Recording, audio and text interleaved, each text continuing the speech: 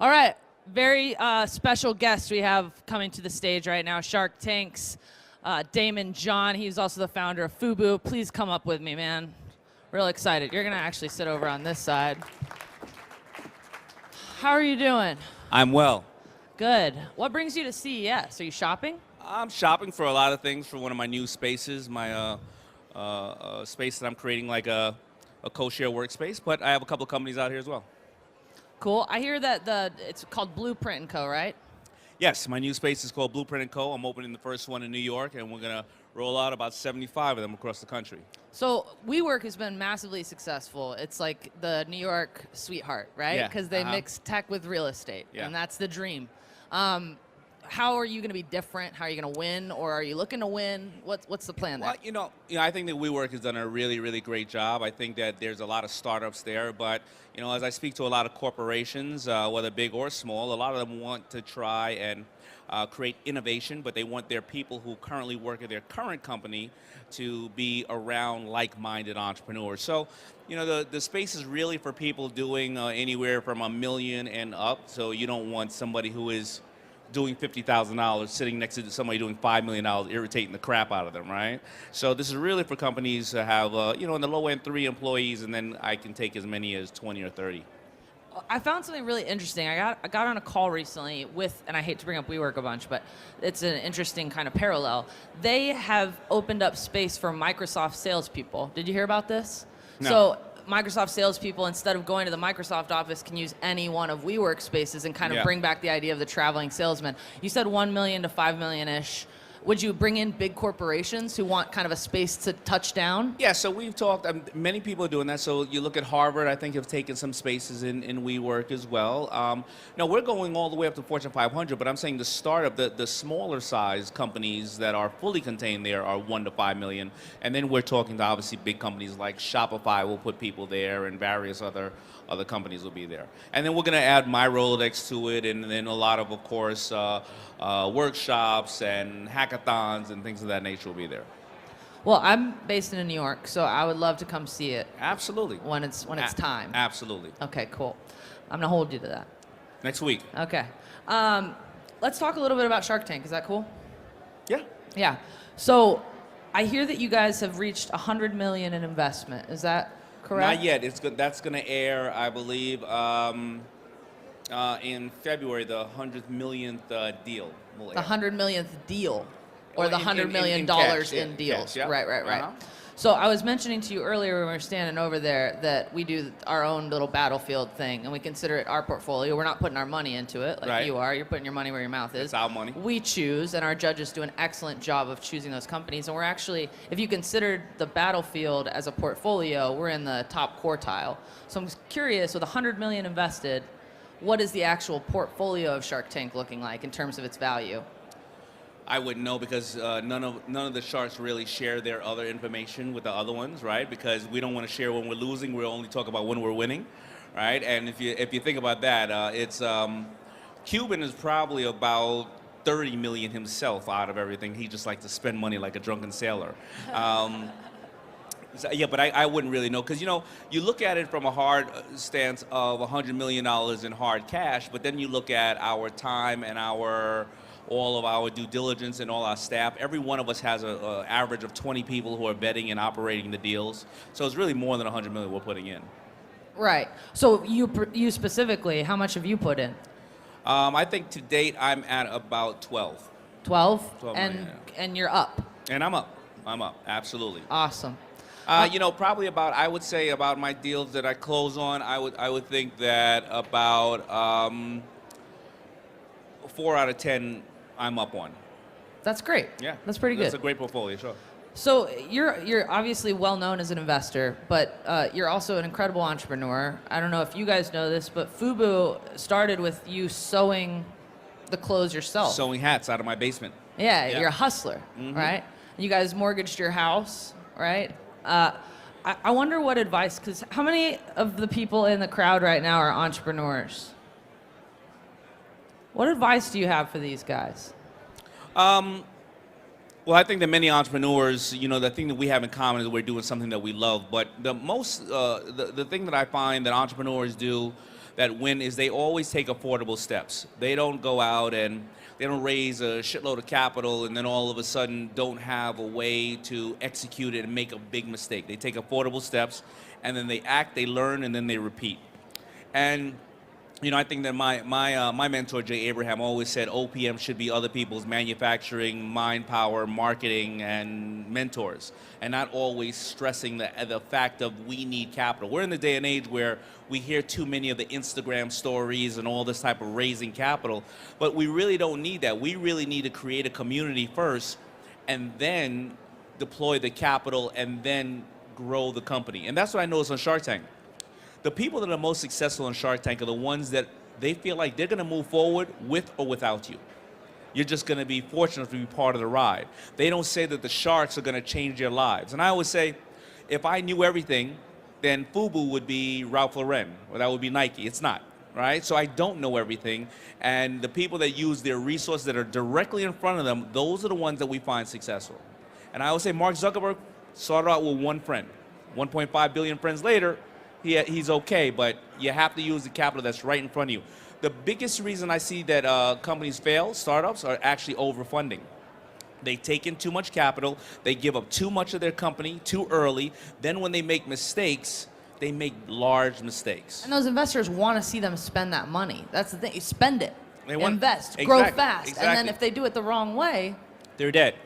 Credit's ruined for 7 years, their name is crap out in the market, nobody's talking to them. Instead of starting small, because you know what, if I give you $1 million for 30% of your company right now, if you get to $10 million and you need to raise another $5 million, I'm not giving up the 30% I just got. Now you got to give up another 30, 40%. Then you got to give it up again. Then all of a sudden you have 10%, you don't love the business anymore, and you're working for everybody else. okay, you heard it here first, or maybe many times. I think that's always been true. I'm curious about like the theater of entrepreneurship, because I know that you're obviously, I mean, Shark Tank has made a name for itself doing just that, but we see it even in small realms, right? We hold pitch-offs in bars in Boston, and there's half of the crowd isn't an entrepreneur. They just want to see people pitch their products, right? What is that phenomenon? What's that about? You know, I think it's the American dream. I think everybody has an idea, and you know, 20 years ago when I started, or 25 years ago when I started FUBU and I came out there, I didn't know what millionaires and billionaires and strategic investors want to ask you in the room. I had no idea. I didn't know what EBITDA was. I didn't know what, any of those aspects were. And I think when people see everyday people on Shark Tank or The Apprentice or other things like that, and they come up with ideas and they're just like you, I think they all believe that they can do the same thing, and I think that the Shark Tank carpet and entrepreneurship, I think that that is the ultimate equalizer. It doesn't matter if you're a male, woman, what race or religion you are, it gives you the power to have a voice and to feed your family, and I think everybody wants this type of freedom, and so I think that they dream. So whether they're working at a company, and like we were talking about, companies like Google or somebody are putting people other places. They want people to think like entrepreneurs, and people who think like entrepreneurs end up becoming entrepreneurs one way or another. I'm curious about like how, in the spirit of like the theater of entrepreneurialism, like how real is the show? And that's a kind of a two-part question. My first one is Mr. Wonderful really a jerk, or is that just his character? He is. Yeah, so let me tell you about the real aspect of the show. The show is more real than you actually see. Those pitches they average 45 minutes. Many of them are 2.5 hours. You have people who are crying. You have people who are fainting. Yes, Mr. Wonderful is an a-hole. That's just what he thinks about money, right? Those deals, we don't know anything about those individuals when they walk up to us. We have not even a piece of paper on them. It takes us anywhere from 3 months to 9 months to close and vet the deals. I'm at a close ratio at about 90% of the deals you see me offer on TV, I close. But in the first year, I was only closing 30%. Then every year, maybe 40, then 50, it grew, because if you look at the casting directors, the first year, they didn't know business either. They were great casting directors. So when somebody, I always joke, when somebody came up to them and say, hey, I'm doing $30 million in business, I have one employee, they didn't know to say, so you're selling cocaine, right? They didn't know what to ask them. But as the years grew and they started to witness the panels and see what's going on, because we see 200 pitches a year. We see 100 pitches in June, 100 in September. Only 120 make the air. but we see them back to back to back. I get up at 5 in the morning. By the time I leave the studio and I get home, it's 9 o'clock. We see 10 people, and they average out about 45 minutes to an hour, and you don't want to be that last person walking in the door after we've seen 100 pitches. I bet. But that's really that's the reality of the show. Well, and I mean, to a certain extent, you're working hard, a lot harder than most VCs because they won't stay in the office until 9. But Right. VCs choose who walks in their door. And like you said, there's a casting director. I mean, what input do you guys have as Sharks, and how do the producers and casting directors approach diversity in terms of the people that get to walk through those doors? We don't have too much input. The only input we have is we always say that if there's kids in the pitch and their parents are there, when they come in, let the kids do part of the pitch and then leave, because we don't want to obviously beat up on their parents in front of them, right? And there's so many people who want kid Shark Tank, and we can't do that because there's no good way to say, listen, little Timmy, become a rapper or a drug dealer. It's not going to work, right? So those are the only inputs we have. It's about the kids. Because it's the #1 show watched from kids 5 to 15, and it's the #1 show watched with parents and kids together. And the main reason most of us do it is because we feel that the next Steve Jobs or the next Bill Gates or Oprah Winfrey is in their little pajamas, eating cereal and watching the show. And that really is why many of us really love the show. That's awesome. Do you still wear FUBU, for us, by us? I do. Awesome. I do. Just thought I'd check in on that. I got my hat over there. I just took it off because I was sitting on it. How much of what happens on Shark Tank, or how much of the investments made in the Shark Tank companies are tech related? And do you want more of that, or is it more fun to have like dog I want more ice of that. cream? The ones that have been very profitable for me have been tech related. There was one named Scally that was one that kids go on and look for scholarships. Another one I have is a sock company called Bombas Socks, where they send socks directly to your house. You can't find them in retail. I have a crap load of FUBU socks in a warehouse that I can't get rid of. But these guys with this Bombas Sock company who give away a pair to everyone they sell, been doing a really amazing. Have gotten probably up to. They came on the show. They were doing 800,000. Now they're going to do about 15 million this year. So. I would say about 30% of the company, or maybe even 50% of the company, have some aspect of tech in the company, whether they're converting on social media or it actually is a tech product itself. And do you think that there's ever that the format of Shark Tank, the fact that it is a huge show that everyone loves to watch, and it can be really funny, it can be heart-wrenching, do you think that that actually might work against you in terms of the people that will come on and pitch? Do you think that you're ever being left out of the really, truly game-changing tech because they don't want to go on a show and pitch it? They want to talk to, Sand Hill Road. Yeah, well, some of the people who really are, they're up in the valley and they kind of have made a career out of raising money and stuff like that. That's not the kind of person that I look for in Shark Tank. I look for the person on Shark Tank because where Shark Tank was really created. It initially was created of people who had no access to capital, but yet they're a hardworking mother. She's raised 2 children, put her kids through college, and now she's put $100,000 into this business, and she can scale the business, and she wants somebody to help. Those are the deals like that. We can go to all of our VC friends and partners and kind of jump in on those type of deals. I'm not really looking for those type of deals on Shark Tank. Okay, and we're running out of time, so I have one more question for you. We have a ton of entrepreneurs here. Are there any personal problems that you have that you want solved? Like if someone came to you right now and they were like, I have a motorized tie rack that's perfect for you. Like what do you want built? I don't know, something that could just get rid of my ex-wife from calling me, something like that. But I thought we were going to talk about my halos today. You want to talk about what? My Sarki Halos. Tell me. All right, so no, because we were coming here with my Sarki guys wanted me here. Did we talk about these at all yet? No.